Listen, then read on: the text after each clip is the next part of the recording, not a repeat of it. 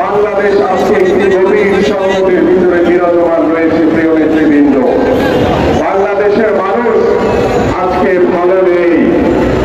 বাংলাদেশের মানুষের যে মৌলিক চাহিদাগুলো রয়েছে সেই চাহিদাগুলো পূরণ করতে বর্তমান সরকার ব্যর্থ হয়েছে। আজকে বাংলাদেশের মানুষের যে দৈনন্দিন নিত্য প্রয়োজনীয় জিনিসপত্র, যে দ্রব্য মূল্যের ঊর্ধ্বগতি, আজকে তেল, গ্যাস, বিদ্যুৎ সহ সকল জিনিসের